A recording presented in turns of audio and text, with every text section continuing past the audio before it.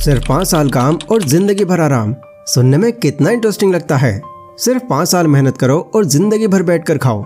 YouTube पर आज इस टॉपिक पर आपको कई वीडियोस देखने मिल रही होंगी, जिसमें आपको 3 दोस्तों की स्टोरी दिखाकर यह बताया जा रहा है कि अगर आप कम उम्र से ही इन्वेस्टिंग करना शुरू कर चुके होते तो अगले कुछ साल बाद आपकी इन्वेस्टिंग करोड़ों में हो गई होती। और लगभग हर किसी वीडियो में इन्वेस्टमेंट का सोर्स या तो स्टॉक मार्केट या म्यूचुअल फंड या फिर SIP को दिखाया गया है। अब देखो, मेरा पॉइंट यहाँ पर क्या है। मैंने इस टॉपिक पर कई वीडियोस देखी और लगभग हर वीडियो में आपको ये रियलाइज कराया जा रहा है कि अमीर बनने के लिए स्टॉक मार्केट या फिर म्यूचुअल फंड ही एक बेस्ट चॉइस है। एंड अगर आप अपनी अर्ली एज में ही इन्वेस्टिंग करना शुरू कर देते हो तो कंपाउंडिंग की वजह से आपका थोड़ा पैसा भी लाखों करोड़ों तक पहुंच जाएगा।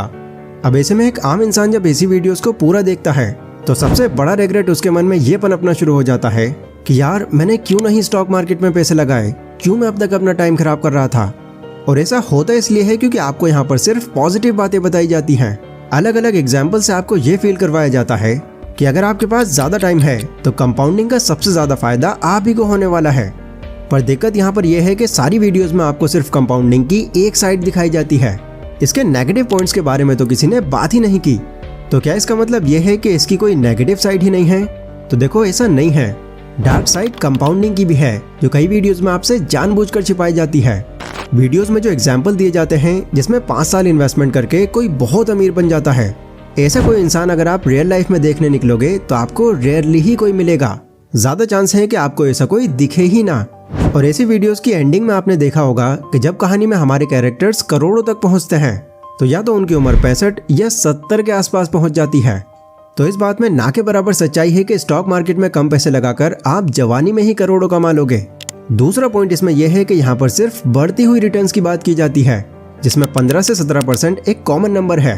बट सच्चाई तो ये भी है कि कई कंपनीज प्रॉफिट के बजाय लॉस में भी चली जाती हैं। कभी कभी बहुत बड़ा मार्केट क्रैश हो जाता है, या मान लो अगर कोई कंपनी आपको प्रॉफिट दे भी रही है तो जरूरी नहीं है कि वो 17% ही दे, वो कम भी दे सकती है।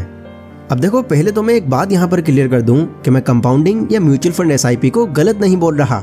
नो डाउट इन चीजों से कई लोगों ने बहुत फायदा लिया है और इस टॉपिक पर अपने पास्ट में मैं भी कुछ वीडियोस बना चुका हूँ। मैं आपको बस ये बता रहा हूँ कि यहाँ पर इसके साथ साथ ये सब भी होता है, जो कि ऑब्वियसली आपको पता होना बहुत जरूरी है। एंड मेरी ये वीडियो कंपाउंडिंग या स्टॉक मार्केट की कोई डार्क साइड बताने पर नहीं है। मेरी वीडियो आपकी कामयाबी के बीच में आने वाले उन ऑब्स्टेकल्स पर है जिन पर ध्यान तक नहीं है आपका, क्योंकि इन ऑब्स्टेकल्स ने आपको एक ट्रैप में फंसा रखा है। और इसी वजह से आपके माइंड में ऐसे ख्याल आते रहते हैं, यार कुछ ऐसा मेरी लाइफ में हो जाए कि मैं अमीर भी बन जाऊं और कुछ करना भी ना पड़े। देन फिर वैसी वीडियोस देखकर आप अपने थॉट्स को और मजबूत कर लेते हो। पर आज की इस वीडियो में मैं आपको 5 ईयर इन्वेस्टमेंट प्लान नहीं, 5 ईयर चैलेंज दे रहा हूँ। आगे आपकी लाइफ में आने वाले जो जो ऑब्स्टेकल्स मैं आपको बताऊंगा, अगर आपने आने वाले 5 सालों तक इन पर काबू पाकर रखा तो मैं आपको पक्की गारंटी दे रहा हूँ कि आप इतने काबिल हो जाओगे कि आप 1 लाख, 2 लाख या इवन 5 लाख महीने का कमा सको। और इस दौरान मैं आपको सिर्फ थ्योरीज ही नहीं बताऊंगा, आपके सामने मैं कई उन लोगों के एग्जाम्पल्स भी रखूंगा जो इन ऑब्स्टेकल्स पर काबू पाकर आज लाखों करोड़ों रुपए कमा रहे हैं, वो भी बिना स्टॉक मार्केट और म्यूचुअल फंड में पैसा लगाए। तो डेफिनेटली आज की ये वीडियो आपके लिए लाइफ चेंजिंग हो सकती है, इसलिए बिना किसी डिस्ट्रैक्शन के इस वीडियो को बहुत ध्यान से देखना। So let's begin. पहला ऑब्स्टेकल जो हमें हमारी लाइफ में आगे नहीं बढ़ने देता वो है एरोगेंस, यानी हमारा घमंड। इमेजिन करो कि आप कॉलेज से पास आउट हो गए और एक बड़ी डिग्री है आपके पास एंड अब आप एक अच्छी कंपनी में जॉब करने और एक डिसेंट सैलरी कमाने के लिए बिल्कुल रेडी हो।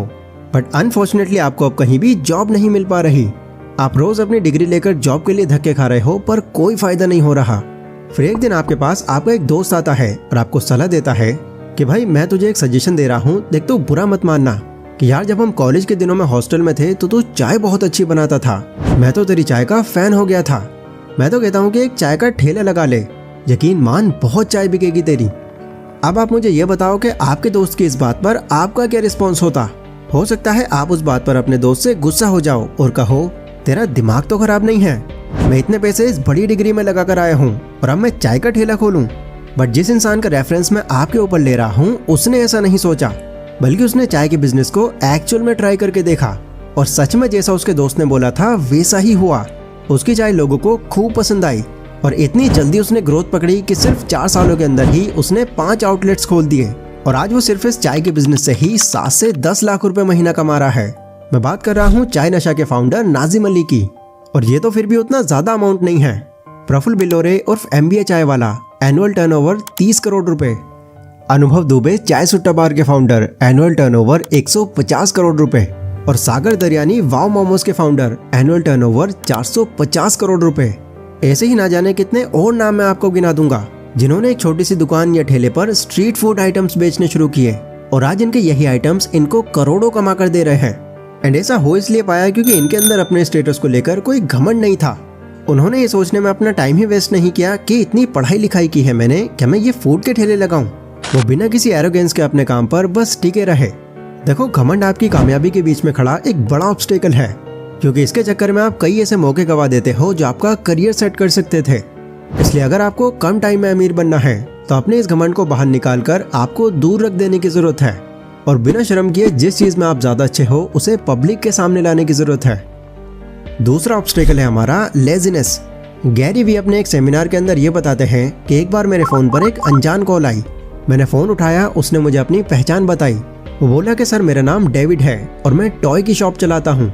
इस शॉप से मेरे दिन भर में ठीक ठाक पैसे बन जाते हैं, पर बहुत टाइम हो गया मैं इससे आगे नहीं बढ़ पा रहा।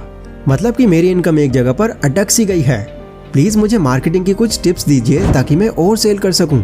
तो मैंने उसको टॉय मार्केटिंग की कुछ ट्रिक्स बताई और बोला कि अगले 5 दिन बाद बताना क्या रिजल्ट निकला है। मुझे पता था कि ये जो ट्रिक्स मैंने उसको बताई हैं उसको अप्लाई करने में ही उसके 3 दिन लगने वाले हैं, पर शॉकिंगली उसका फोन तो अगले दिन ही आ गया।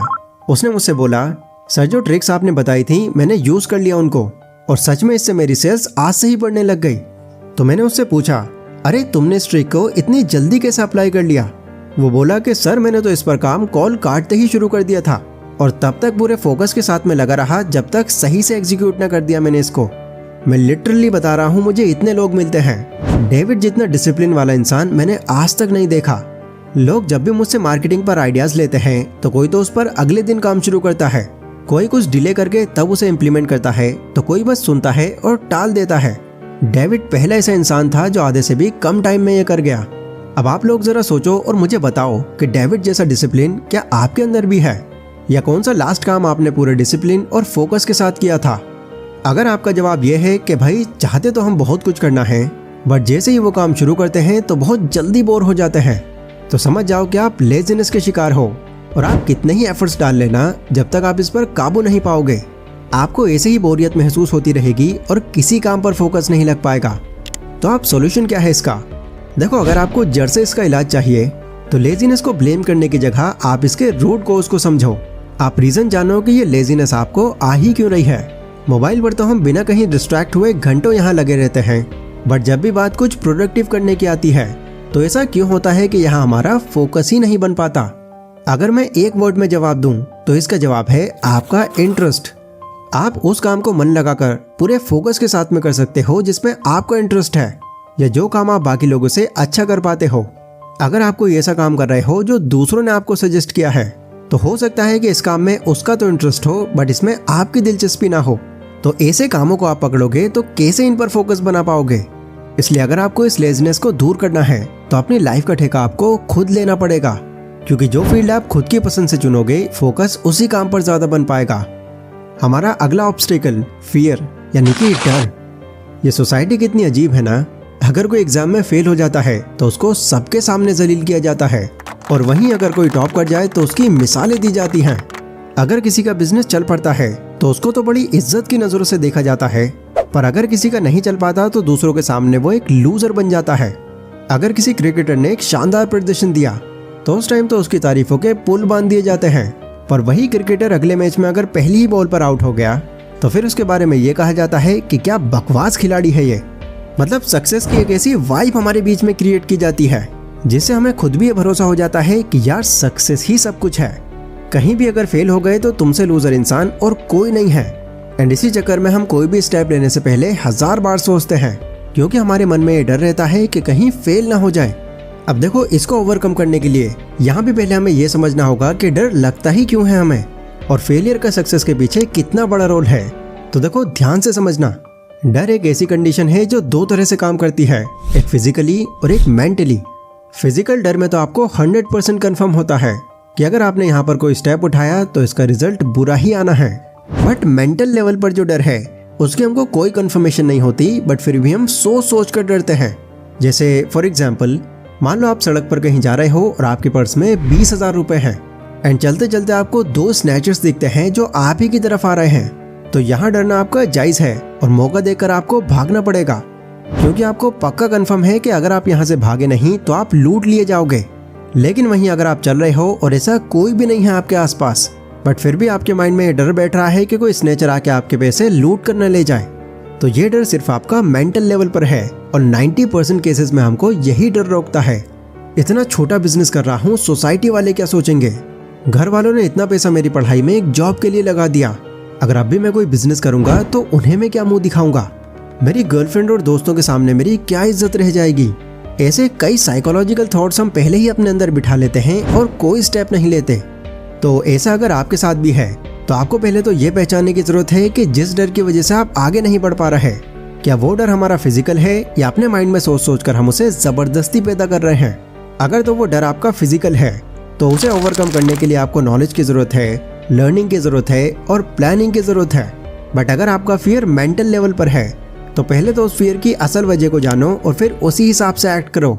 हाई पॉसिबिलिटीज हैं कि आगे चलकर आपको खुद ये फील होगा कि जिस डर से आप अब तक रुके पड़े थे, एक्चुअल में उससे तो आपको कोई खतरा ही नहीं था। अगला और सबसे important obstacle, fear of sacrifice, यानी सैक्रिफाइस से डरना और उससे दूर भागना। जब भी हम मंदिर में जाकर प्रार्थना करते हैं, गुरुद्वारे में जाते हैं या मस्जिद में दुआ मांगते हैं, तो ऊपर वाले से हमारी यही मांग होती है कि कोई प्रॉब्लम ना आए हमारी लाइफ में और जिंदगी भर हमारी लाइफ सुख शांति से चलती रहे, बिजनेस हमारा ग्रो होता रहे, तबीयत हमारी कभी खराब ना हो और जो भी लोग हमारे साथ आज हैं वो हमेशा हमारे साथ ही रहें। बट सोचकर देखो कि क्या ऐसा सच में होता है? आज तक इस दुनिया में ऐसा कोई नहीं रहा जिसकी हमेशा लाइफ अच्छी रही हो, जो सुखी तो रहा हो पर कभी दुखी ना हुआ हो या कभी उसे किसी प्रॉब्लम का सामना न करना पड़ा हो। तो अगर प्रैक्टिकली देखा जाए तो ऊपर वाले से हम उस चीज की मांग करते हैं जो एक्चुअल सच्चाई से बिल्कुल अलग है। कड़वा है पर यही सच है।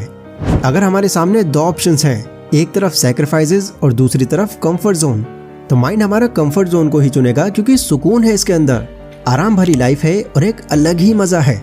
मजा आता है जब हम घंटों तक मोबाइल चलाते हैं, गर्लफ्रेंड या यार दोस्तों को पूरा टाइम देते हैं तो बहुत सुकून मिलता है, जो मन चाहे वो खरीद लेते हैं तो क्या कमाल की फीलिंग आती है। बट एक बात अभी आपको समझने की जरूरत है कि यह आपकी टेम्परेरी हैप्पीनेस होती है। परमानेंट जो आपका फ्यूचर बनेगा वो पेन सहकर बनेगा, सेक्रीफाइसेस करने पर बनेगा।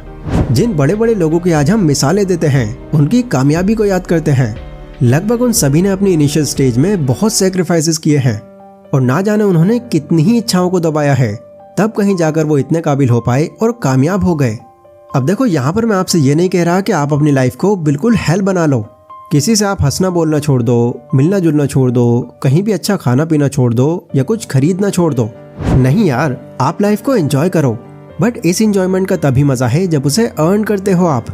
वरना एक तरफ तो आपकी लाइफ झंड हुई पड़ी है और इसके बावजूद बस आप एंजॉयमेंट ही किए जा रहे हो, तो सक्सेस कभी हाथ नहीं लगेगी आपको। इसलिए अगर आप गॉड से प्रेयर करते ही हो तो देखो, इस पर मत करो कि मुझे लाइफ में कोई प्रॉब्लम ना हो। गॉड से आप प्रे करो कि वो आपको इतनी हिम्मत दें कि जितने भी आपके लाइफ में फेलियर्स, सैक्रिफाइसेस और पेन आने वाले हैं, उन सब से आप दूर भागने की जगह उन्हें फेस कर सको। तो ये थे वो 4 ऑब्स्टिकल्स जो असल में आपकी कामयाबी के बीच में आते हैं। आज ही खुद को चैलेंज दो और इन पर काबू पाना शुरू कर दो। आप 5 साल तो क्या, 2-3 सालों में ही खुद को इतना आगे बढ़ा लोगे कि आप सोच भी नहीं सकते। कमेंट सेक्शन में इस वीडियो का मैंने कंक्लूजन पिन किया है, अगर आप उससे एग्री करते हो तो कमेंट लाइक जरूर करना और पूरी वीडियो पर आप अपना भी ओपिनियन देना कि इस पर आपकी राय क्या है। बाकी अगर आपको ये जानना है कि इन सब चीज़ों को बहुत कम टाइम में ओवरकम कैसे करें, तो ये वीडियो इसमें आपकी बहुत हेल्प करेगी, इसको ज़रूर चेकआउट करना। मिलते हैं अपनी उसी वीडियो में, तब तक के लिए stay safe, stay healthy, take care.